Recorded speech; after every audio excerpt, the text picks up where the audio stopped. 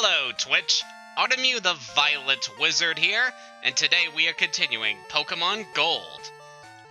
Last time, we went around the Johto region, seeing what we could find with our newly acquired ability to use Surf, and with our brand new teammate, Jellian the Tentacool.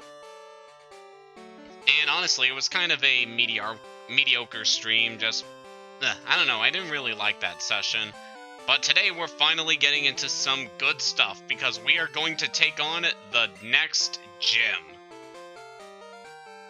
And to do so, we're going to cross the sea, past Olivine City to get to Cianwood, which is also where we need to go to fetch medicine to give to Jasmine at the Olivine Lighthouse.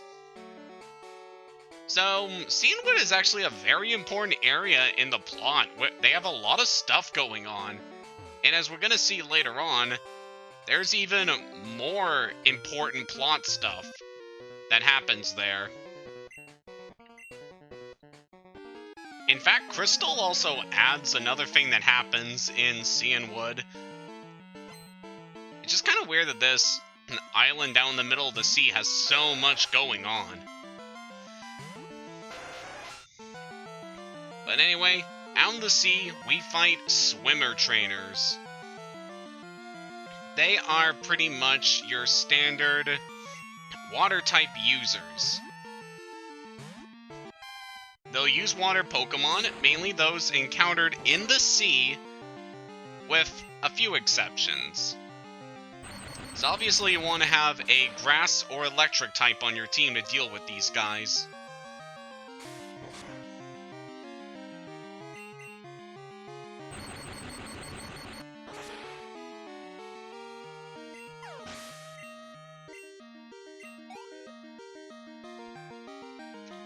So while we're on our way to Cianwood, since we don't really have much going on, I'd just like to talk about some stuff that's been going on in my normal life since the last time we streamed. Because a couple days ago, I picked up Team Sonic Racing for my Switch. And I am quite enjoying this game a lot. Haven't really been too into the recent Sonic racing games, haven't really picked any of them up, but I decided to get this one on a whim, and I'm really liking it. Oh, jeez.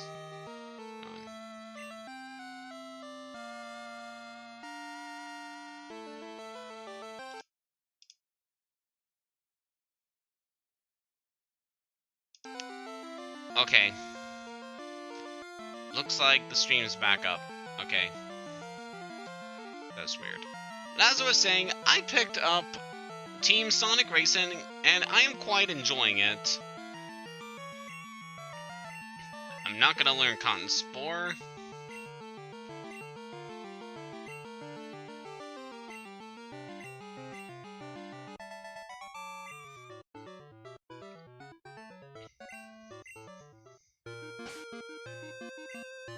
Alright, getting back to Sonic right quick. Yeah, I am very much enjoying it. It has a pretty cool story mode where you go, I would do a bunch of different races and events, and I'm not a big fan of some of the events, but overall it's still a very solid game. Is it? Oh, come on.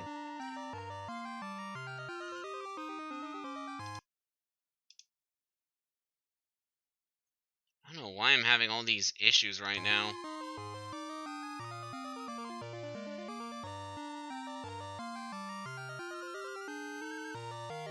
Okay, looks like things are stable right now.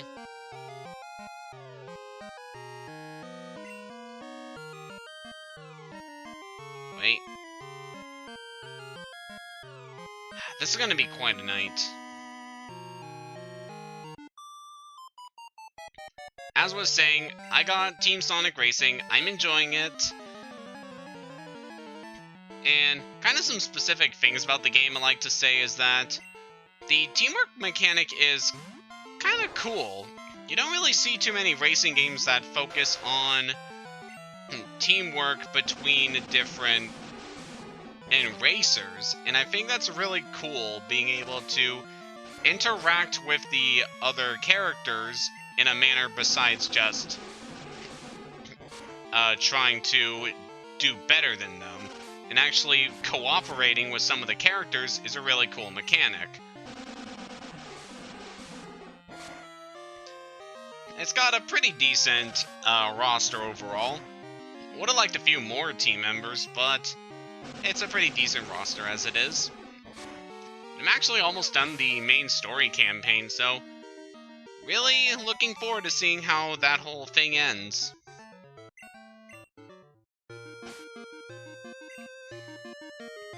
As for other stuff that's gone on recently, I have finished up a piece of art that I made for Pride Month this year, and I am just very proud of how it turned out.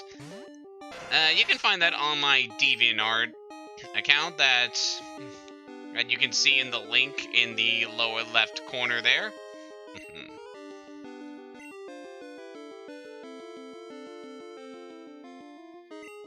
Let's put a halberd here.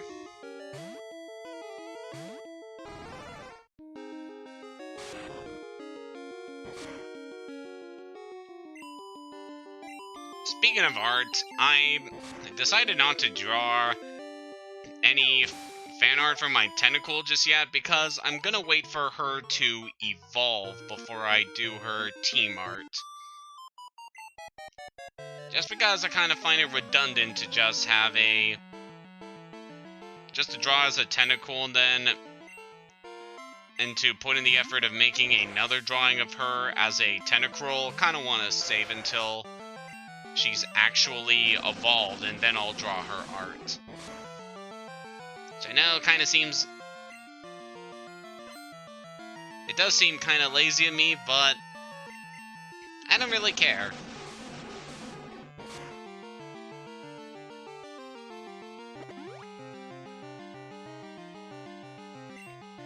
Yep, so these Staryu, they know Recover, and that can be a pain to deal with, because they'll be constantly regaining health and wearing your resources.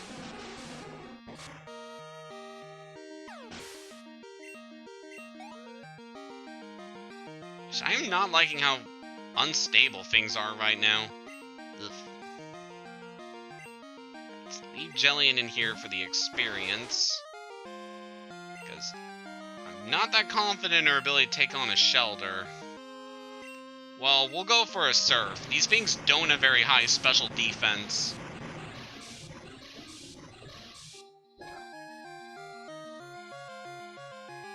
Not bad. And we'll finish you with Bubble Beam. Yeah, that's good.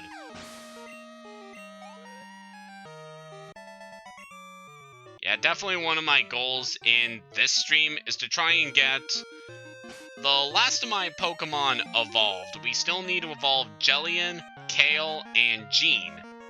And I'm very much looking forward to that because they are going to be very good once they are finally fully evolved. They're putting in the work right now, but they could definitely use some stat boosts. And also because I really like what each of these Pokemon turn into.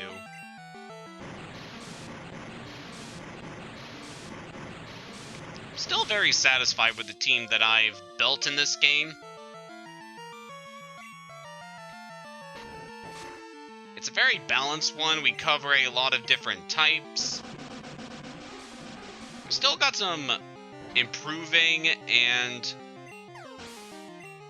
some more movesets to complete, but we are doing pretty well so far.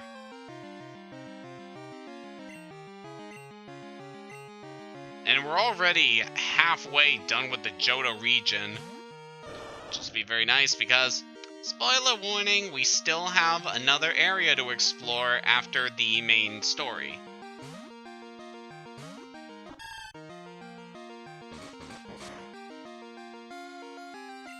It's actually very impressive they were able to fit the entirety of Kanto, as well as Johto, onto this one cartridge.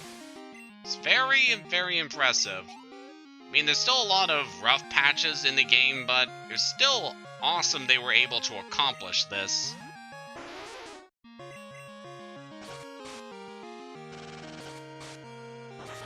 While still having overall very good presentation.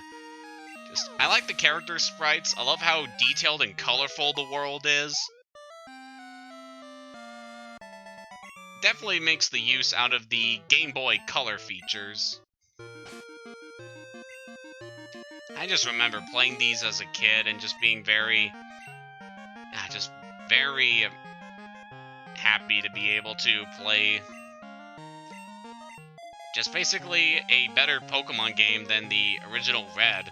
Just blew my mind how much more impressive Gold was compared to the other games. It was a good time when I was younger. And then afterwards being blown away when I got to Gen 3 and seeing Emerald and Fire Red and Leaf Green and just being so blown away by those games. And then much later, when I got the first DS Pokemon games, Diamond and Pearl, being impressed with their improvements in the series and just continuing on to be impressed and happy to be a Pokemon fan.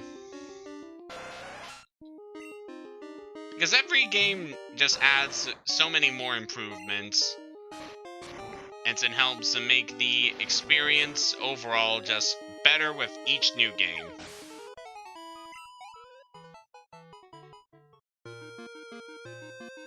It's not to say that I favor some of the newer games over the older ones. Like, I will still hold Emerald and Platinum definitely in very high regard. Especially compared to some games like X and Y, and Ultra Sun and Ultra Moon. They have their fair share of problems. I mean, every game does, but I don't know. There's just some stuff that I am more tolerant of, I guess. Hello, Charlie. What do you got here? A Shelter. Yeah, we'll be seeing quite a lot of these. It's funny, we're seeing mostly... Well, there's a lot of water Pokemon in this game. It's one of the most plentiful types. And yet the amount of Pokemon we're seeing out here is actually kind of low.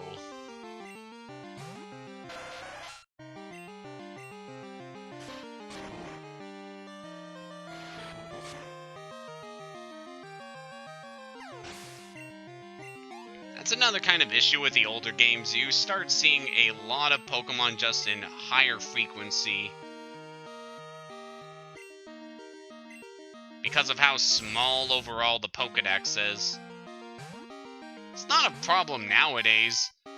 With a roster that's almost up to 1,000, and you got games with where you can encounter over 400 Pokemon in just the regional decks alone. Just so impressive.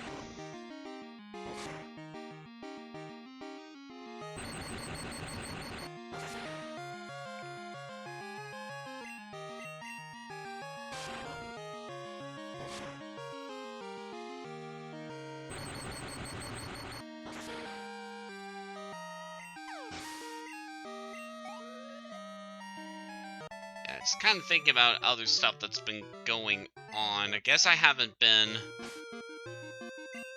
Not a whole lot has changed that much, really. Besides my folks getting some more work done in improving our basement downstairs.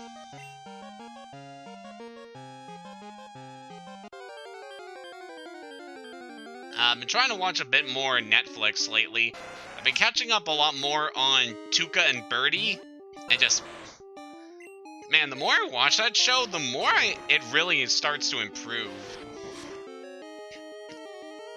Like, especially compared to the first episode, which is just so bizarre. A lot of the later ones which put a lot more focus on balancing out the quirky, over-the-top humor with a lot more of the realistic and relatable situations. That's when it really starts to come together, and I'm just really liking the issues that Tuca and Birdie go through.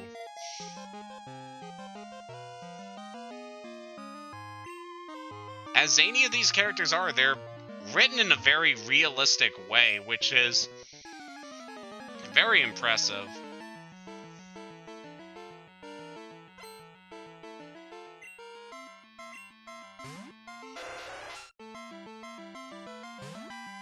As we're also going through here, and since we are focusing a lot on Pokemon right now, very recently there was an announcement of various Pokemon business deals and other stuff that was announced from the Pokemon Company and their business partners on some new projects, and it was a kind of interesting event in a lot of ways, not so much others. Like, it's cool they're getting that big Pokemon Center in Shibuya. Not like I can reach it. Not reasonably, at least.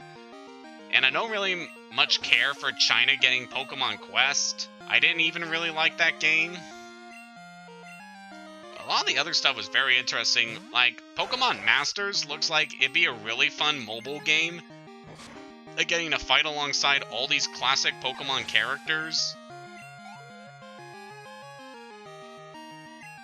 So yeah, that'd be very fun. It's funny, I've actually been playing a Shin Megami Tensei mobile game recently that's kind of a bit like Masters in a way. And I'm liking that, so I definitely think that I will enjoy Masters. But by far the weirdest thing they announced during that event was Pokemon Sleep. I am not joking, that is the actual name of the thing. And it's supposed to be like an app that tracks how well you're sleeping, like your time and how long you spent sleeping. And I guess that, like, gets transferred to the Pokemon and makes them stronger, I guess? I really don't know much about what that's going to entail, which just makes it all the more fascinating. And also, it's Pokemon Sleep! I mean, who could have predicted that? I mean, the Pokemon fandom's pretty much just sitting on our hands waiting for more Sword and Shield news and about any information about a potential Sinnoh remake, and yet they drop Pokemon Sleep on us, and it's like, do you really expect us to deal with this? I don't know. I don't know what to make of it so far, but it sounds interesting, so it'll be definitely something to check out, or at least keep an eye out for. What is it, Arnie? Want a battle? It's not going to be a repeat of the last time. Later, Arnie. Later. Jeez. Just can't be bothered right now, and also you're very far away. But that won't be a problem for much longer, because going to Cianwood will also net us a very handy ability that will allow us to travel across the region much easier.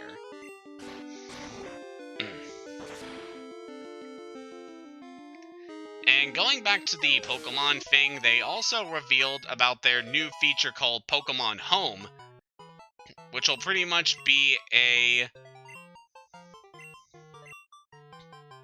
like a central hub of all Pokemon activities for the foreseeable future of the series.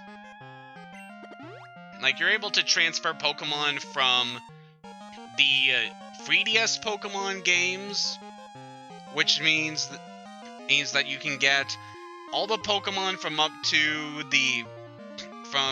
as far back as the Game Boy Advance games, all the way up to the 3DS games and the Game Boy games that were re-released on the eShop, all those Pokemon can be sent over to Pokemon Home in order to be transferred then to Sword and Shield. And also they've got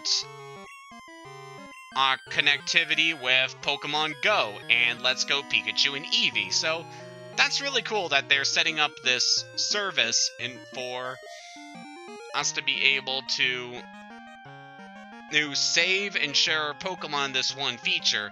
And supposedly it looks like we can use Pokemon Home to also trade and battle, which would be very cool.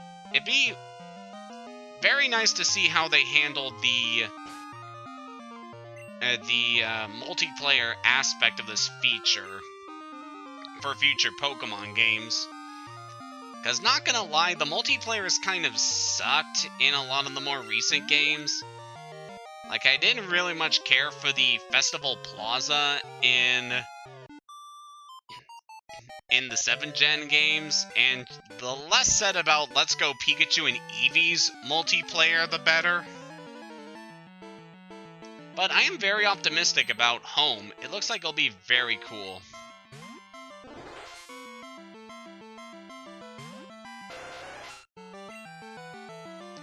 And speaking of Pokemon news, in 3 days we are finally going to see more information about Sword and Shield. I'm actually pretty happy with how much they've kept in the dark until now. It's like, we know next to nothing about what's going to be talked about in the Direct. So it'll be very cool. I have my own personal predictions about what they could show off. Like, I definitely think we're going to get a few more shots of the towns, probably going to see a few more locations, probably going to see some new Pokemon, like, I believe the traditional normal flying bird, the normal type rodent, the cover legendaries, possibly. Oh, no, wait, they definitely have to release the cover legendaries in this Direct. It would not make sense otherwise.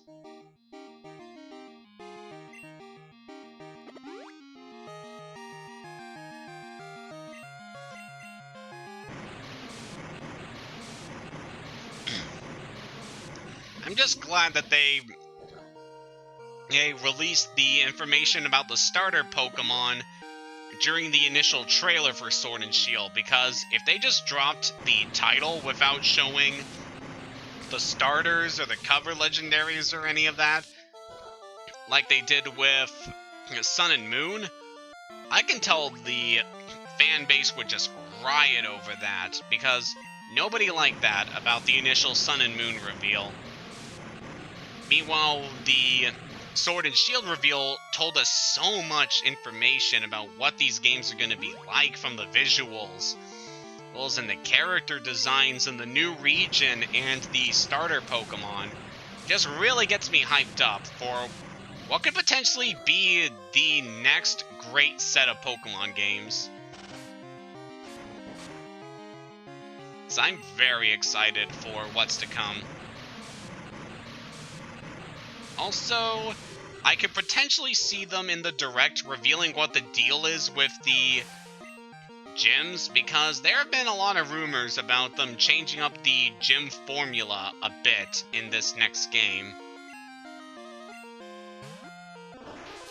It's like, I could potentially see them going a lot more of a sporty route, given that scene where the male trainer is walking into a stadium and they've got like a traditional soccer jersey on, so I could definitely see them shaking things up a bit, making the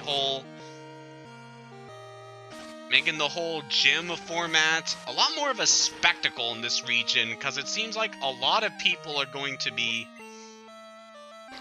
witnessing your battles. Like, Pokemon fights are a lot more of a spectator sport in the Galar region. Like, it's much more respected and commercialized, which would be a very cool take on the series.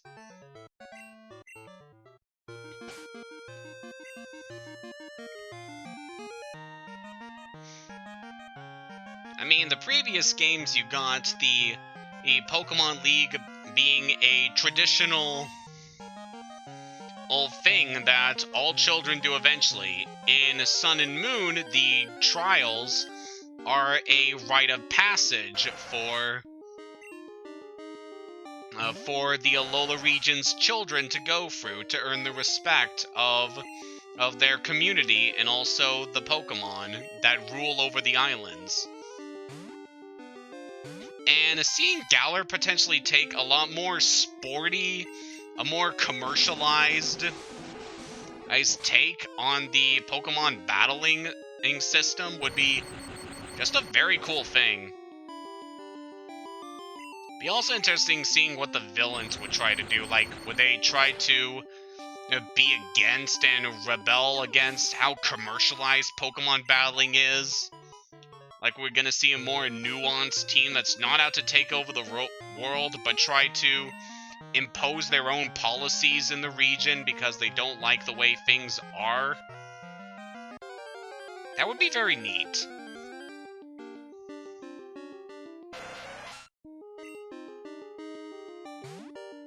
Again, we know so little about the next Pokemon games, but they've given just enough information to keep us excited, to keep us speculating. This is... Man, I'm always excited during the wait for a new Pokemon game, but especially now, given what's been shown and what they're still keeping secret. That's making me so excited. I definitely think I'm gonna have fun with Sword or Shield. I don't know which game I'm gonna get because obviously these games are gonna be very expensive, so I'm probably only gonna get one. Which is fine, I can trade version exclusives with my friends. So it's no big deal. I'm still very interested in finding out which game I'm gonna get, because really, it depends on the version exclusives and also which one of the cover legendaries I'm gonna like more. And just going from the Sword and Shield logo, there are rumors going around that both of the cover legendaries are gonna be canines, which I could see being very cool. Like, they could do something similar with Lycanroc, where one of the Pokemon is looks more like a traditional wolf, the other one's on its hind legs like a werewolf. I could see them doing some very cool stuff with the cover legends.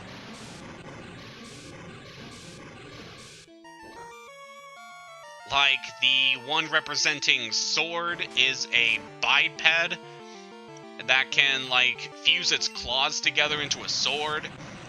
Or the Shield one is a quadruped whose body is covered in armor and it uses its face like a shield. I don't know, there's a lot of cool ideas I could see them doing for the new legendaries.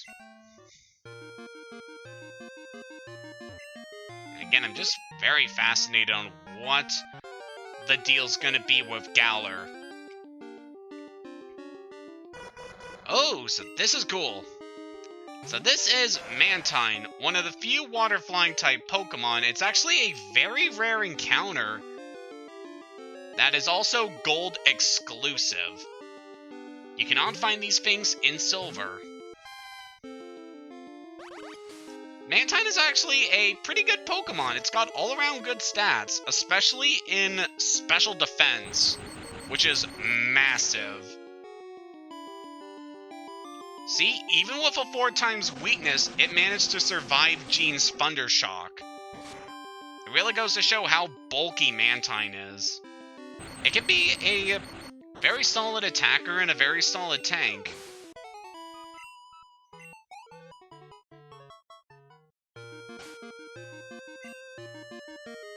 This Pokemon also has a somewhat interesting relationship with another Pokemon called Remoraid. We saw that earlier. It's based on a Remora, which is a fish that attaches itself to other fish as a mode of transport and also to eat parasites that are attached to the other fish. And it's kind of cool how they have this symbiotic relationship between these two Pokemon. On the way Remoraid attached to Mantine, and it kind of makes him look like a fighter jet with torpedoes. Those that can shoot. Because of course, Remoraid is based on a gun. It's a fish, but its shape is very revolver-like. And in fact, in its beta design, Remoraid looked a lot more like a traditional pistol,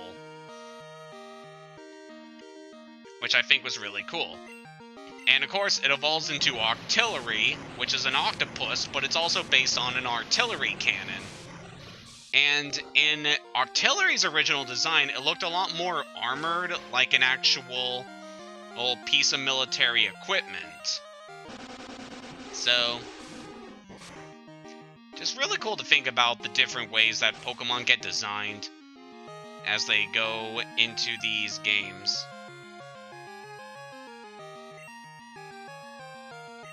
Like, not a lot of Pokemon have their final design ready from the get-go. They go for a lot of changes, which is really cool when you get to see just how far they've come. Like, Gen 5 also had a lot of very cool design changes going through it. Like, one of the legendary Pokemon, Tornadus, was originally going to be red instead of green. You got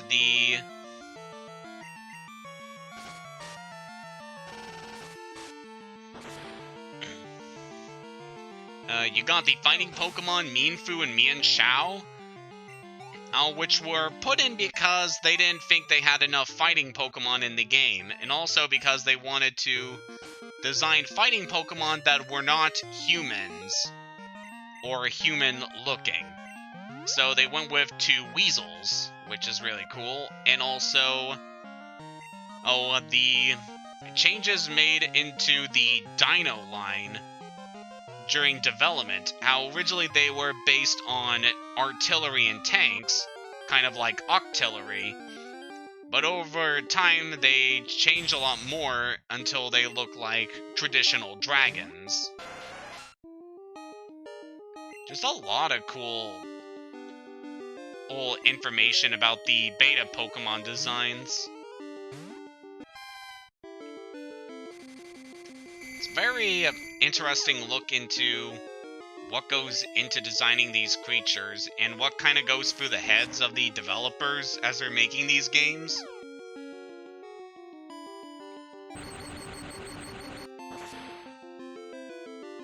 Because I know I like to design my own Pokemon in my spare time.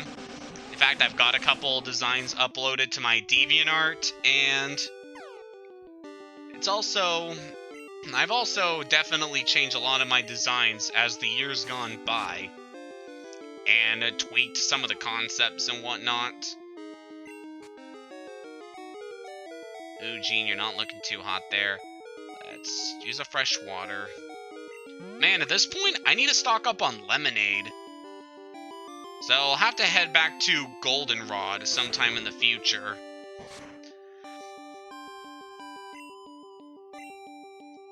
Because lemonade is definitely going to be helpful going forward.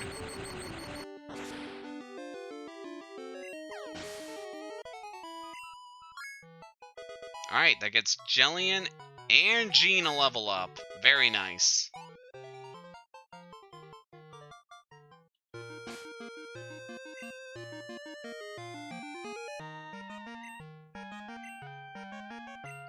These two are very close to evolving. That's got me very happy.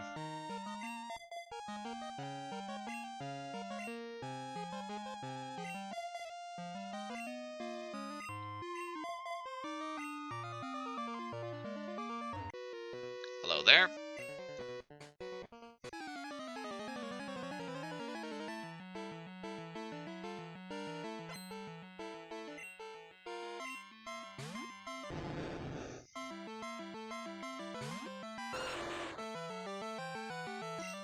Gyarados. This looks like a job for Jean.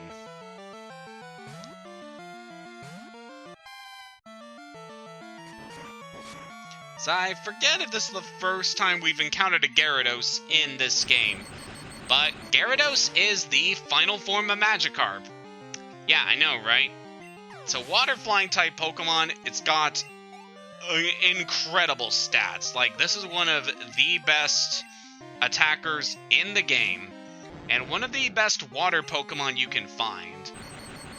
It's got great type diversity in its moveset, just phenomenal attack power. It's definitely one of the best. And it gets even better once it gets access to stab physical moves in the later games. It's just always been a very good Pokemon that's been well regarded and very popular in the series from the very beginning.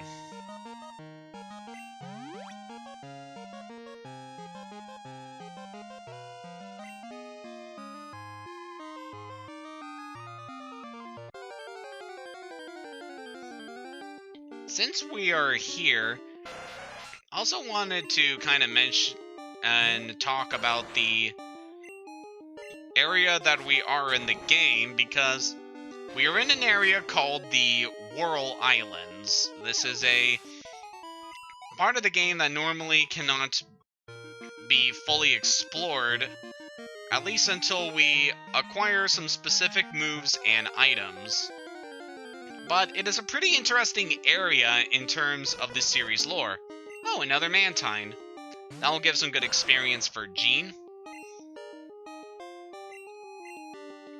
Because the Whirl Islands are the home of one of the Pokemon that used to roost in the towers of Ecruteak City. In fact, the Pokemon that used to dwell at the Brass Tower before it burned down moved to the Whirl Islands, and is now resting somewhere beneath the sea. We are actually going to be able to encounter this Pokemon, but not until much later in the adventure, so we'll hold off on that for a while, but it's definitely something to keep in mind for the future. This whole area we're going to be saving for a while. It's definitely somewhere you want to go to eventually, in order to get everything. Oh, hello there, Quillfish. It's a very seldom seen Pokemon in this game, and in the entire series, really. It's not a lot of games allow you to catch Quillfish normally until the post-game. Kinda sad, because as dopey it is, I kinda like Quillfish. Never used one on a main team, but I don't know, they're kind of cool looking.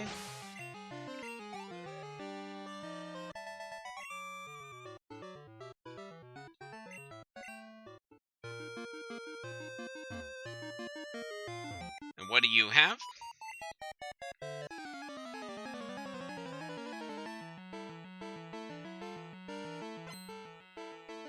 Hello, Susie.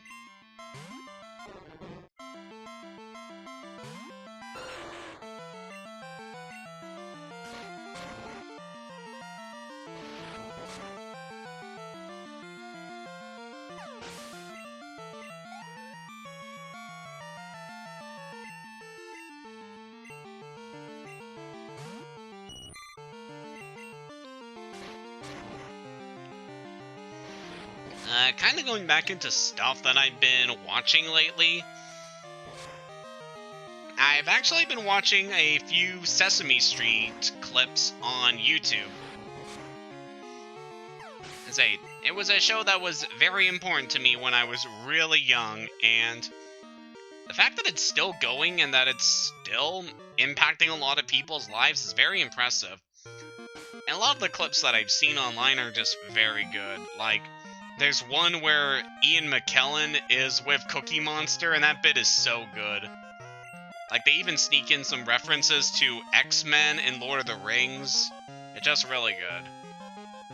And there was this one other thing I watched with It's kind of a special with Elmo and his family, and it deals with them dealing with the loss of another member of their family, and it was kind of sad, but a little optimistic in the end about how good it is to remember people even after they're gone.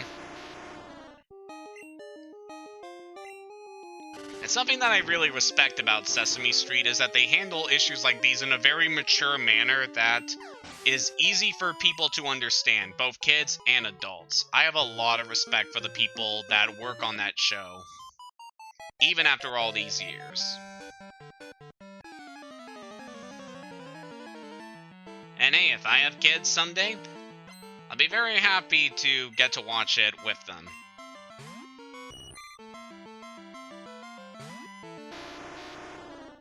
Alright, Ruby, let's see if you're faster than a fish. You are. Very good. Normally it'd be a bad idea to use a Graveler out against water Pokemon given their typing, but I don't know. I don't really need to be careful. It's not like this is a Nuzlocke, which I have done numerous of. Oh boy. I've actually had quite an extensive history with the Nuzlocke challenge. Been doing it ever since high school. And I've actually completed at least 2 different Nuzlocke comics that can be found on the Nuzlocke forums as well as my DeviantArt, if you would like to check them out.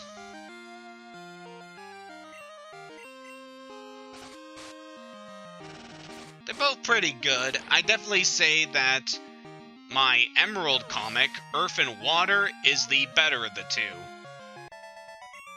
Mainly in terms of both the art as well as the characters and story. I'm just very proud of it. It was really awesome to get to finally finish this story that I had set up.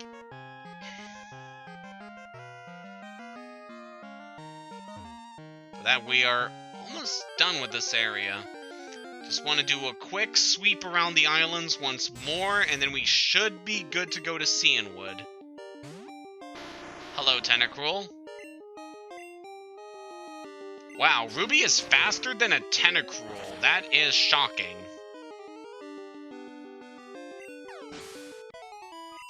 Very good. Oh, that's so good.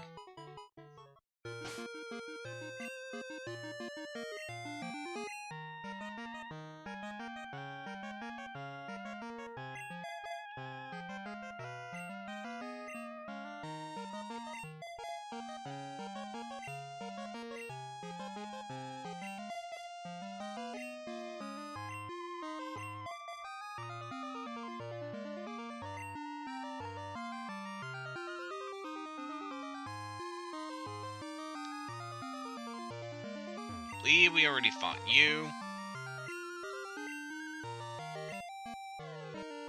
Yeah, that guy actually foreshadows the Pokemon that we are eventually going to encounter here. I forgot about that. Nice bit of foreshadowing, as well as world building.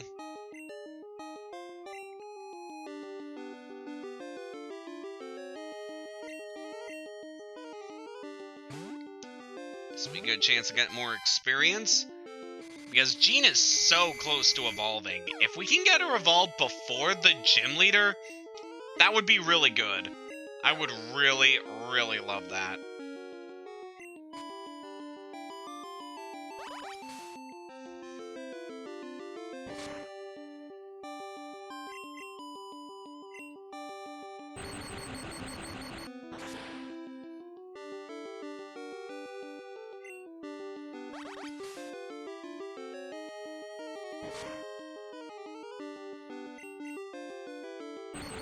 Come on, Jean. Very good. Oh, so close. It's pitch black inside. Yep, that is a very important hint. You're gonna need Flash in order to explore the Whirl Islands. Not much of a fan of that. I'm not much of a fan of HM moves in general. Ooh, Horsey! Horsey is just adorable. It's definitely up there as one of my favorites from the first generation. It's a pure water-type Pokemon, but eventually down the line it becomes part dragon, which is just very cool. And it's a pretty good attacker, all things considered. Gets decent move coverage. But again, because I can't fully evolve it, I'm not really looking to add one to my team.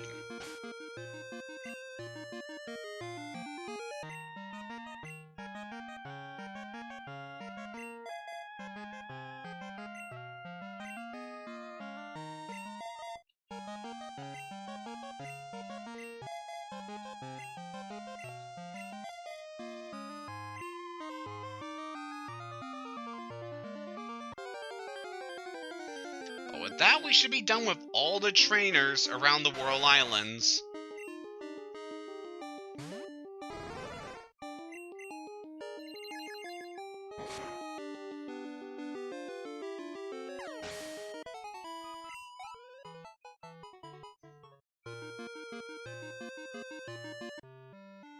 Yep.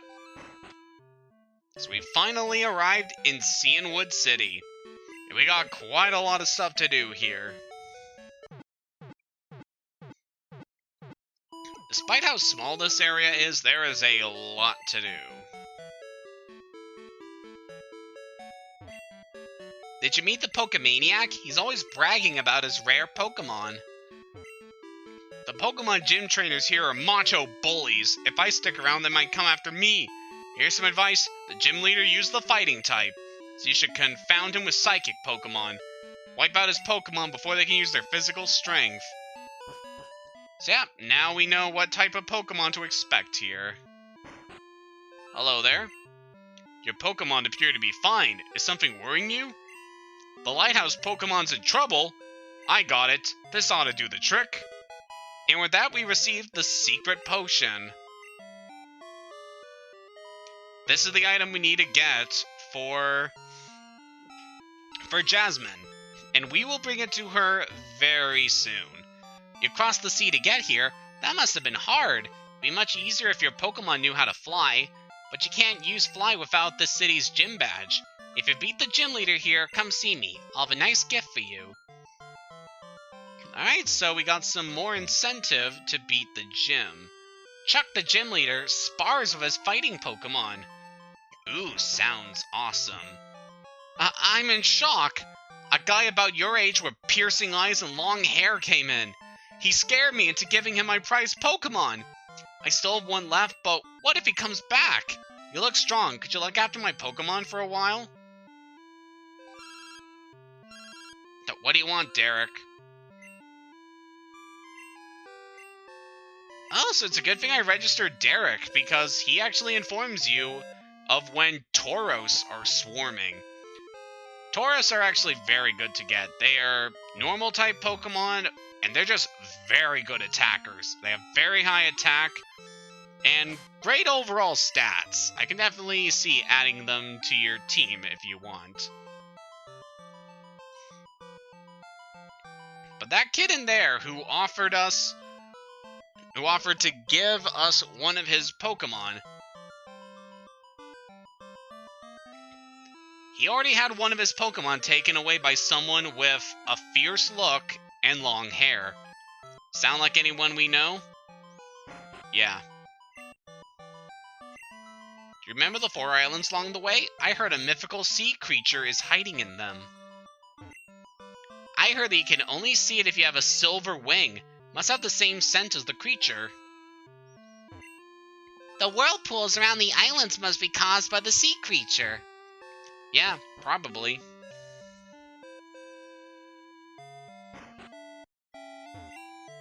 You have magnificent Pokemon with you. How about a photo for a souvenir? Sorry, but I cannot take photos. boulders to the north of town can be crushed. They may be hiding something. Your Pokemon could use Rock Smash to break them. And speaking of which, normally you can find Krabby in these rocks, but there's another Pokemon you can potentially get. It also happens to be the same Pokemon that the guy was offering to give us. That Pokemon being Shuckle, a Bug Rock type Pokemon that has the highest defensive stats of any Pokemon in this game, but it has incredibly low HP, attack, special attack, and speed. Shuckle, in this game at least, is purely designed to be a wall. Just a Pokemon that's meant to soak up damage while whittling away the opponent's health piece by piece. For that reason, I'm not planning on using it in this run. If you like to go for those kind of strategies, go right ahead. But for now, I think it's time we finally take on the Cianwood Gym. We'll save that for later.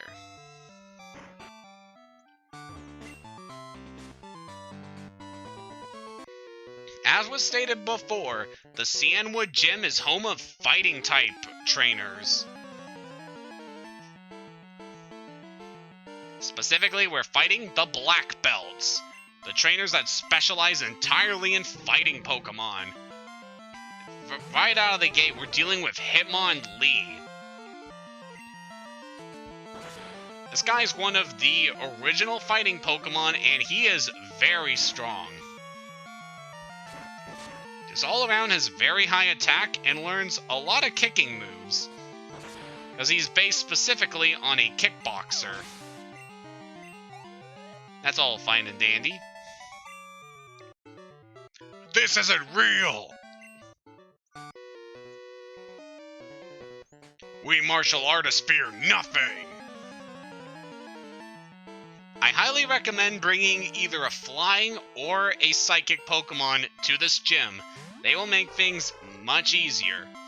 However, I also recommend having a grass or an electric type with you as well, as we are going to eventually see. Hitmonchan here is a lot like Hitmonlee, as being one of the original fighting type Pokemon. But Hitmonchan is interesting in that it also learns the free elemental punches: Fire Punch, Thunder Punch, and Ice Punch. Unfortunately, those attacks are based on the special stat in this game, so Hitmonchan is not able to use them effectively. And for that reason, I am not too worried about Hitmonchan in this game. In later generations, Hitmonchan is actually very good. But at this point, when it can't use the punches effectively, it's kind of weak. Let's heal up because we're actually pretty low on items right now. There's no Pokemon Center on Cianwood Island, so if you want to get more items, you have to surf all the way back to Olivine. We have enough Hyper Potions that we should be able to handle the gym leader. Also, you are going to need the Strength HM. So I think this is actually the first game to require an HM in order to clear one of the gyms.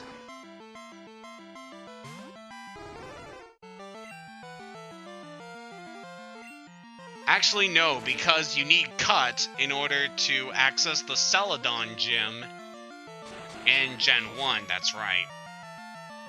So, never mind. I took out my Chomp.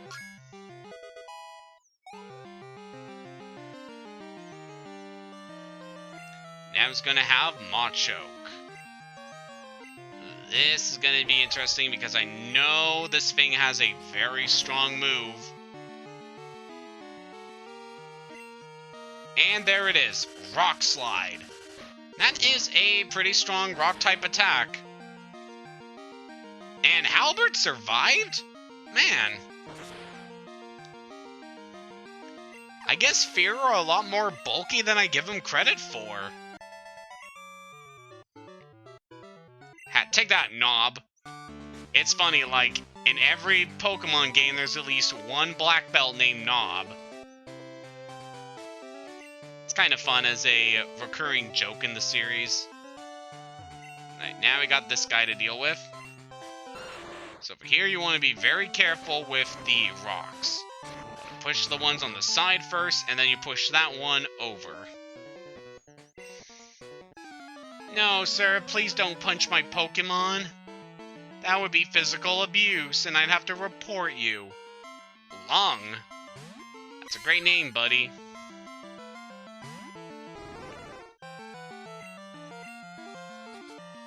See how your Mankey does against Halberd. Ah, never mind.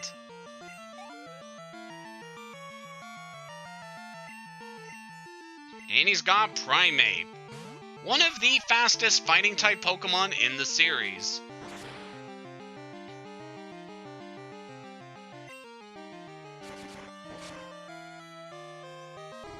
And it takes out Halberd, but that's fine. Alright, Jillian, you got this one.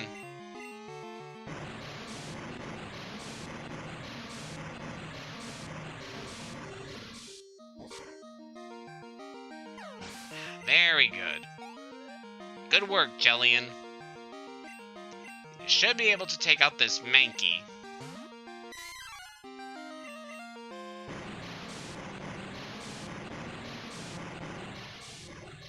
So, after I'm done with this guy, I'm probably gonna do some grinding just because I really do not want to fight Chuck with this current team.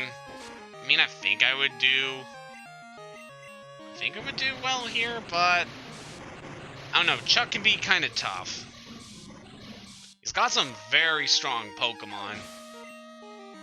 He's not as much of a pushover as the earlier gym leaders.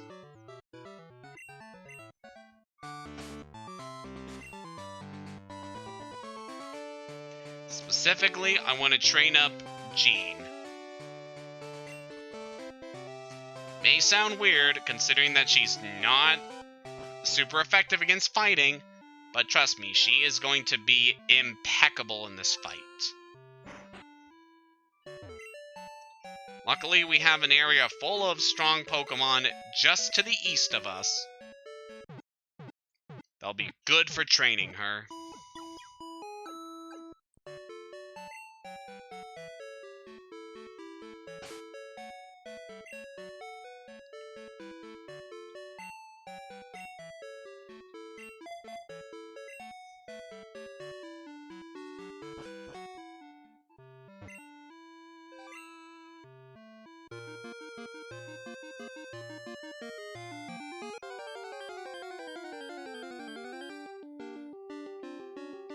So yep, we're going to be doing some training now. And get Jean prepared to take on the gym.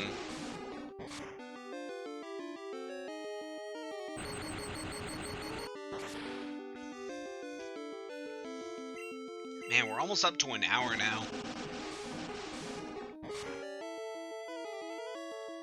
It's funny, because it feels like we haven't done too much.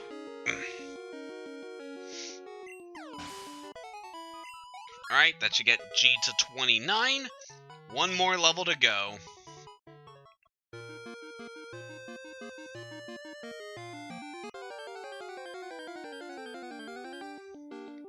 Yeah, I definitely recommend you do your training in this area around the Whirl Islands because Tentacool give a decent amount of experience, and you can also encounter Tentacruel as well as Mantine here, and those give a lot of experience.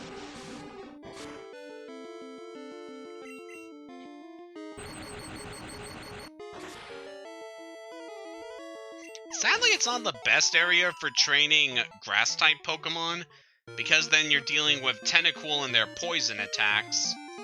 But if you got electric Pokemon to raise, then you'll definitely want to do it here. Hello, Mantine. It's kind of fun that you can see a little Remoraid dangling from Mantine's fin. That was something that they did in a lot of the earlier gens, but starting around Gen 4, they cut back on having Remoraid attached to Mantine's sprite. Just to kind of get around the fact that there are technically 2 Pokemon in that single sprite. Come to think of it, the trading card game has had a thing about having 2 similar Pokemon partner up. Like they have Pikachu teaming up with Zekrom. You got Charizard and Reshiram fighting together in the card games.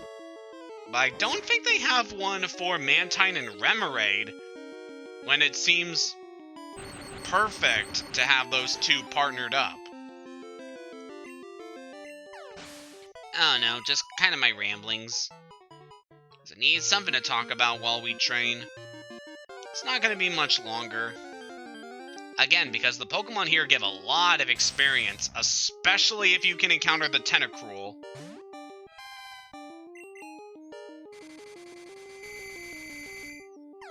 Given just how common you can find the Tentacruel, I probably could have caught one of them instead of getting a Tentacool, but I don't know. It still feels good to raise up a Pokemon from the start of its evolutionary line. At least to me. It's more rewarding to see them grow and to see them improve, you know? If you just get handed a fully evolved level 100 Pokemon with perfect IVs, I mean, what's even the point of using it? There's no way you can improve it anymore. I know that's for competitive stuff, but I know I just like the rate growing and raising aspect of the series a lot more than the competitive stuff. But now that Jean has reached level 30, it's finally time to evolve.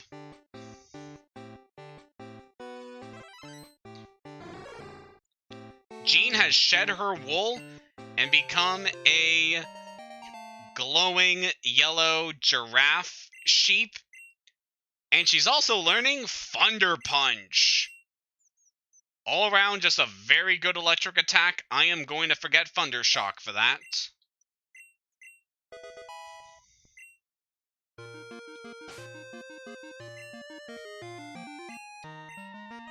So now, Jean is an Ampharos.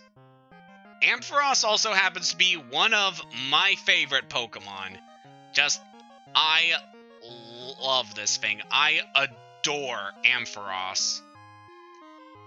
May not seem all that great so far, but just look at that special attack.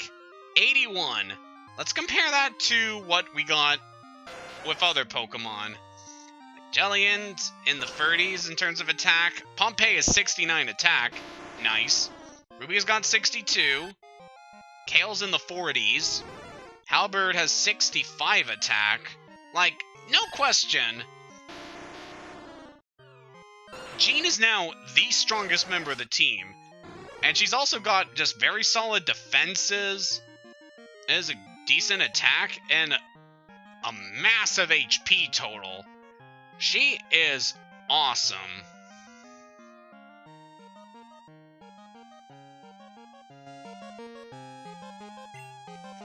And yeah, I just really love this Pokemon. We haven't even really seen her at her full potential just yet. She's evolved, but there is a lot more that she is able to do, as we are going to see eventually. Because remember in Goldenrod, when I showed the TMs for the elemental punches, well, turns out Ampharos can learn a lot more than just Thunder Punch, as we are going to see eventually. But now that we got our Ampharos, let's go into the gym.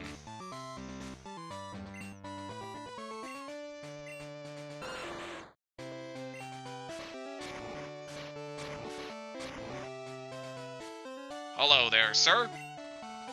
Wahaha! So you come this far. Let me tell you, I'm tough. My Pokemon will crush stones and shatter bones. Watch this. I'm a chuckster. There, scared now, are ya? What? It's nothing to do with Pokemon? That's true. Come on, we shall do battle!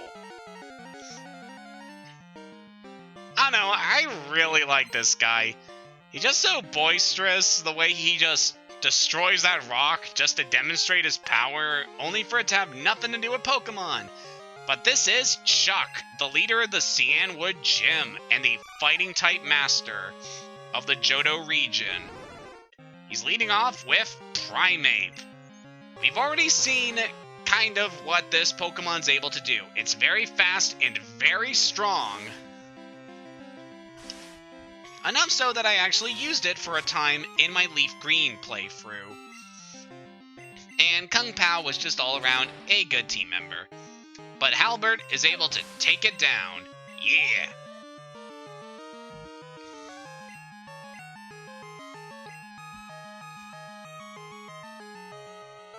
Oh, so for this one...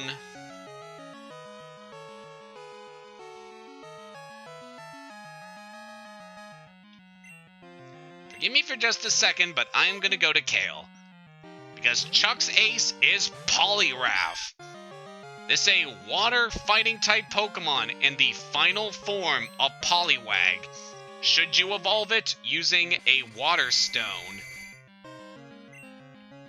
Alright, we set up the Reflect, so we should be good here. We'll switch back to Gene. So Poliwrath's main dynamic here is they'll use Hypnosis in order to put you to sleep, and then it will use Dynamic Punch, which is all around a strong fighting type attack that also has a 100% chance of inflicting confusion. However, Dynamic Punch also has very poor... I just one-shot that Poliwrath with a critical hit. I love Ampharos. Enough said. I love this Pokemon. Oh man, that was great. Huh? I lost? How about that? You're worthy of Storm Badge. Again, if that is not enough to convince you how good of a Pokemon Ampharos is, just you wait, because we're not even done to showing just how good it is. Storm Badge makes all Pokemon up to level 70 obey, even traded ones. Also lets your Pokemon use Fly when you're not in a battle. Here, take this too. And we get TM1, which should be Dynamic Punch. Yep. It's all around a very strong fighting type move that also has a chance of inflicting confusion if it manages to hit. You crossed the sea to get here. That must have been hard. It'd be much easier if your Pokemon knew how to fly. That's Cianwood's gym badge. Then you should take this HM. So for beating Chuck, we finally get Hidden Machine 2, Fly. This is a move that can be taught to most flying type Pokemon and even some other ones. It's very funny there. That comment she made about her husband's weight. I know. I'm not one to fat shame. Sorry. But pretty much most flying type Pokemon are able to know this move, and allows us to fly to any town that we have previously been to. Needless to say, this is a very good attack to have on your team. And it's one of the main reasons why I wanted to have a Fearow in my party. Along with it just in general being a fast and strong attacker, also having the utility of being able to fly anywhere we want is definitely well worth it. So Fly works kind of like Dig. It's got 70 attack power. You'll go up into the air in the first turn, in which case your Pokemon is invulnerable to most attacks. Not all of them, but most of them. And then on the second turn, you attack the opponent. It's all around a good move. It got boosted to 90 power in Gen 4, and I'm very thankful for that. it's a little bit inaccurate, but still overall a fantastic move based in utility. Of course, in later games, Fly gets replaced by either ride Pokemon or special abilities given to your starter. But overall, it's still a fantastic move. And the fact that its mechanics are still used even in later games just goes to show how awesome this attack is.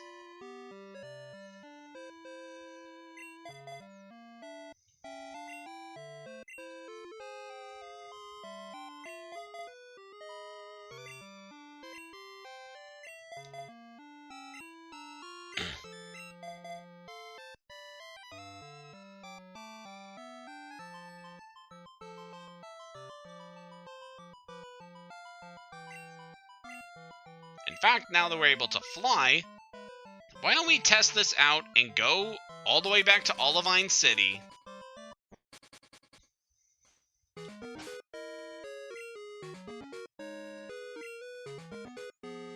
So as you can see on the map, we can access pretty much anywhere in Johto that we have previously been to. Unfortunately, this does not give us access to the Kanto map. I guess they just couldn't program a way to, like, to move the cursor, like, a few feet to the right. I don't know, it's kind of weird. But now that we're in Olivine City and we have the medicine, we can finally give this to Jasmine. Who, spoiler alert, is gonna be our next gym leader.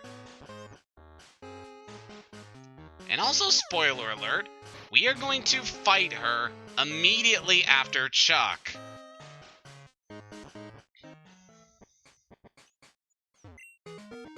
Will that medicine cure Amphy? Please don't be offended. Amphy will not take anything from anyone but me. Amphy, how you feeling?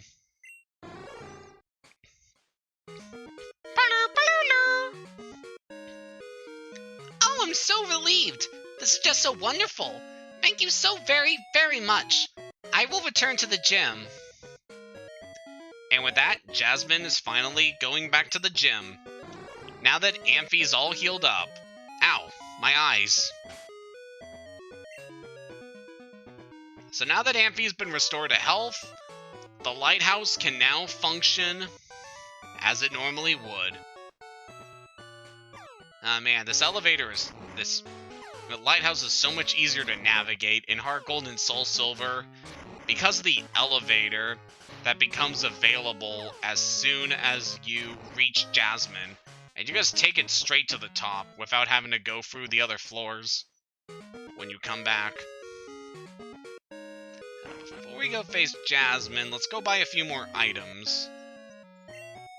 Definitely want some more potions. So don't think we need any of these.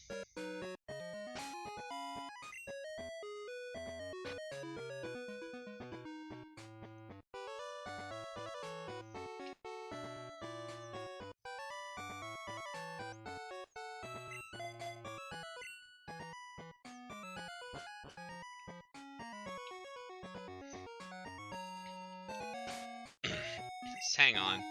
Just want to check everyone's items right quick. So we got Mystic Water, we got Charcoal, good. Ruby's got the Quick Claw, which is fitting because you're so slow. Kale's got Miracle Seed. Halberd has a Bitterberry. I think I want to switch that out for the King's Rock, just to give you some additional effects with your attacks. I'm not planning to use it to evolve any Pokemon, so I just figured this would be a good idea. Man, Jean still has the Paralyzed Berry. Now the question is, Jasmine can actually be pretty tough. I think we should be fine with Pompey and Ruby, honestly. These two should be able to take on the gym, even if they are underleveled.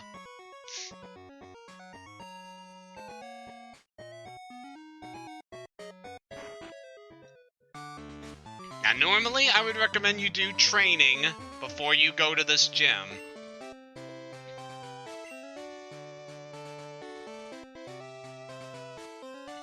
But I am confident in my abilities to take her on.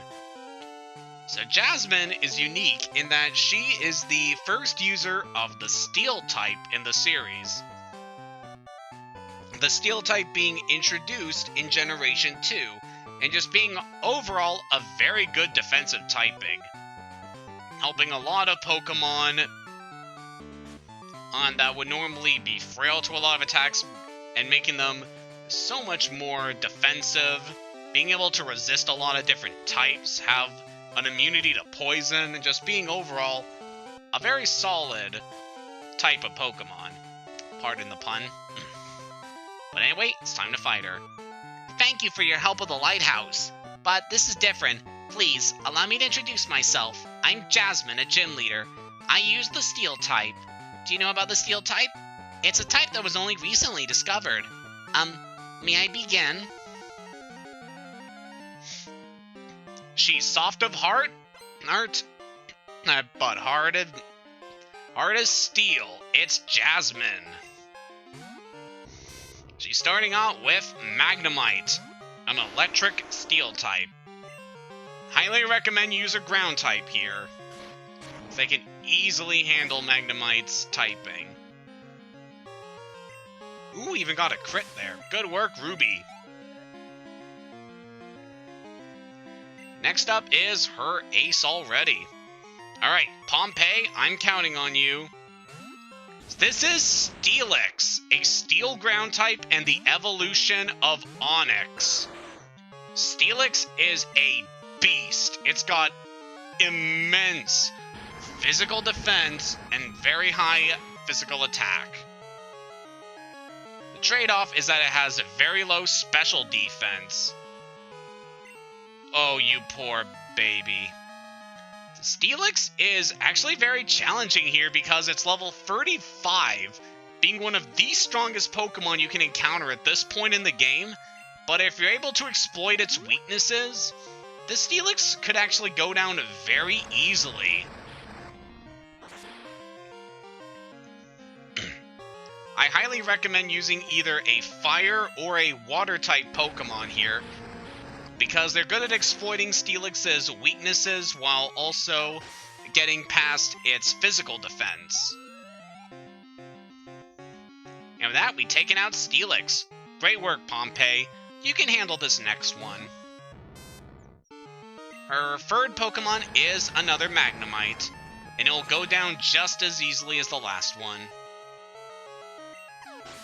Again, if you're not prepared for Jasmine, she can wipe the floor with you, because Steel can be a very challenging type to deal with, if you don't know what Steel is weak against. You're a better trainer than me in both skill and kindness.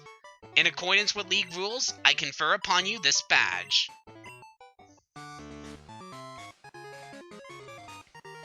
We got 2 badges in one video. Aw yeah. Mineral badge raises Pokemon's defense. Please take this too. For that we get TM23, which I believe is Iron Tail. Yep. So that is actually one of Steelix's signature moves that can also be taught to some other Pokemon. So Iron Tail is one of the strongest Steel-type attacks in the game, having 100 base power, as well as a chance of lowering the opponent's defense, making it overall very strong. But it's not the most accurate attack, having only, I want to say 70 accuracy. So yeah, it is not the most accurate attack, so I'd only recommend it for our Pokemon if you especially need a Steel-type attack on your team. But with that, we are pretty much done with everything we could do around Olivine and Cianwood. It's a shame. In Heart Gold and Soul Silver, they actually introduced a lot more to the Cianwood area, adding a few more routes with a lot of actually challenging battles. And at the end of which, you have that game's incarnation of the Safari Zone that was originally in Kanto. I actually quite like that part of the game because, again, there's a lot of challenging battles, and the Safari Zone has a huge diversity of Pokemon that you can get with the right conditions, so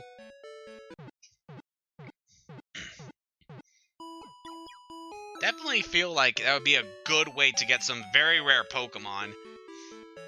If I was playing Heart Gold and Soul Silver, which I'm not, I definitely need to get a capture card for my 3DS. So I would definitely love to stream some other games. I mean, I definitely have the money for it. And my mom even texted me today saying that I could definitely afford a car with how much I have saved up. So I'll consider that in the future.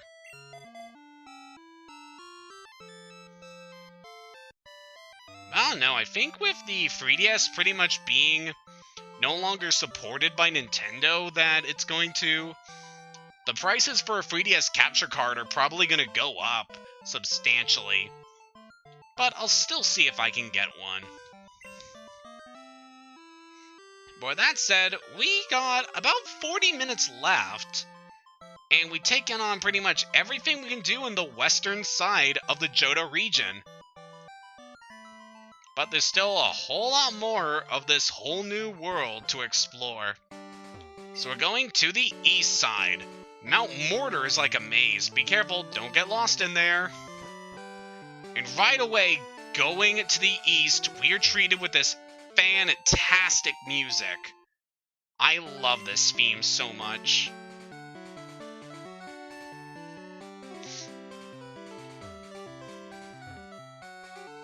So actually going to avoid the cave there for the time being so we can go across the water. So I believe these are apricorn trees. Let's see. Yeah, there's a pink apricorn. I believe that's used to make love balls. And that's a green apricorn used to make friend balls. And this one is a yellow apricorn. I believe the yellow ones are used to make moon balls. But again, the apricorn balls are not good in this game. So we're just going to disregard these.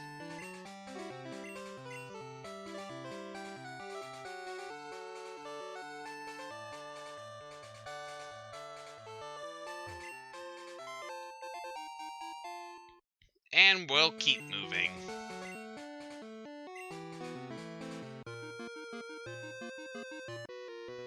Hello there. Let me demonstrate the power of Pokemon I caught.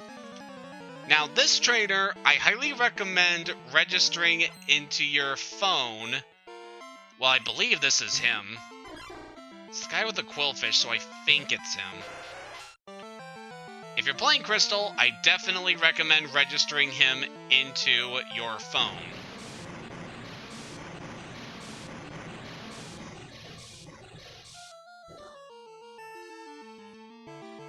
Not bad, Jellian. So we'll take you out.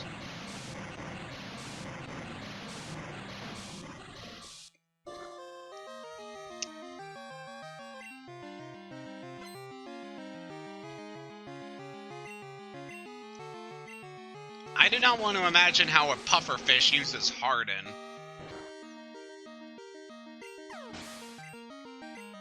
I know, that's kind of weird. What? That's not right? What is it, Ralph? My Goldeen's really energetic. It's a handful. I almost caught Rattata the other day. So close to. See you later. Thanks, Ralph. Want to become the trainer champions of the Pokemon I caught. That's the best part of fishing. Yeah, again, if this was Crystal, I would recommend registering him into your phone. But this is Gold, so no. Again, the whole reason I decided to go with Gold instead of Crystal is because of Gene. you cannot catch the Mareep in Crystal, which is BS because they're amazing Pokemon and they should not have been removed from the region. Anyway, here we got Pokemaniac Shane. It's got a Nidorina. This is the evolution of female Nidoran. Still a pure poison type. Got overall good defenses and decent offenses.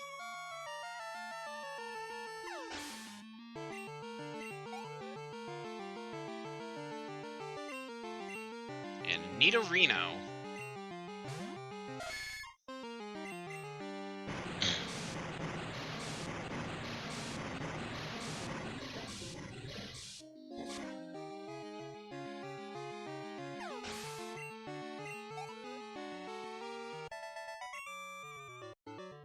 I should have used my Moonstone.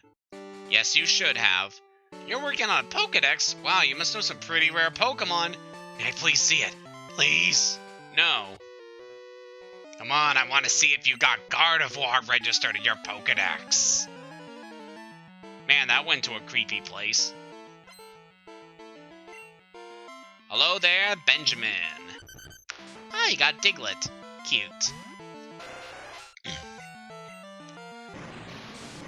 So just a heads up, trainer levels in this area are going to be on the low side in this part of the region.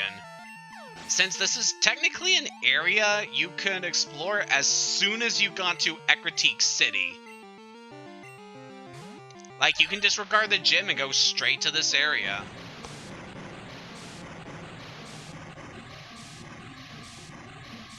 So we're not going to be facing a whole lot of strong people over here, at least for the time being. Much later on, we might be getting into some tougher battles. It's nice that Jillian leveled up there. Just one more level and she will finally evolve.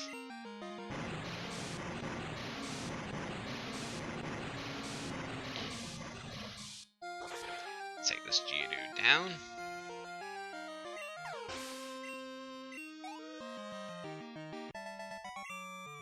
Very nice. Losing feels insignificant if you look up at the big sky. Yeah, I guess so.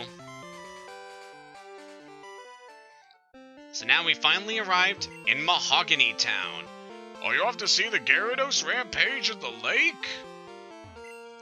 While visiting Mahogany Town, try a Rage Candy Bar. Yeah, I'll consider that. Good evening, you're out late.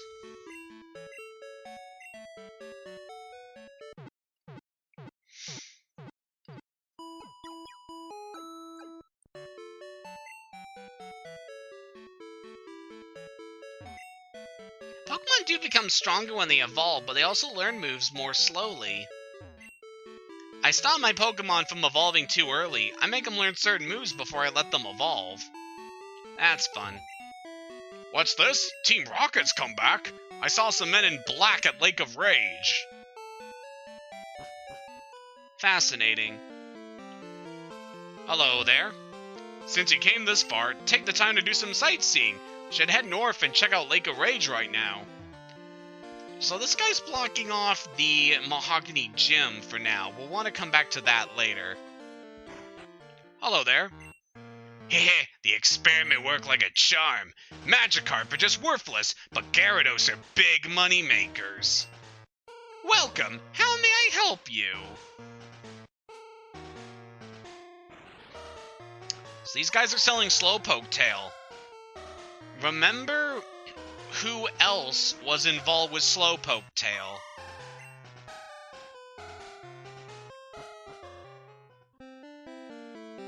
Fascinating.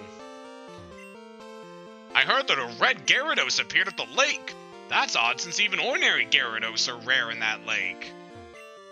My favorite radio program? I'd say Pokemon Music. That reminds me, I haven't really used the radio in a while, and I do want to kind of see what the lucky numbers are. So let's go into the Pokegear and check out the radio.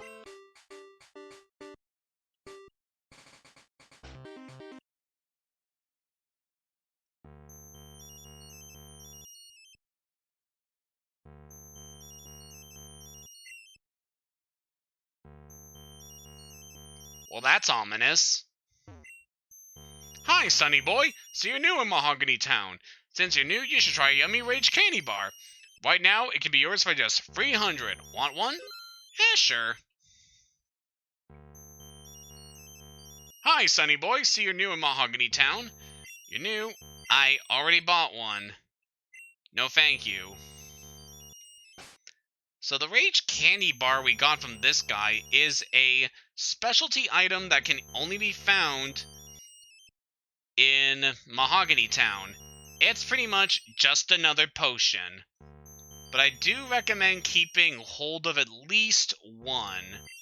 In fact, I might deposit that in the PC for later. And you know what? Since we arrived in Mahogany Town, it seems like there is a lot of stuff going on. I think I am actually going to call it early for the time being. We actually managed to get a lot done by taking on the last 2 gyms. So, since we got a lot of stuff going on around Mahogany Town, I just figured this would be a good time just to leave things for next time. So, next time in Pokemon Gold, we're going to be exploring the area around Mahogany Town and see just what is going on with this place. Until next time, have a good day and take care.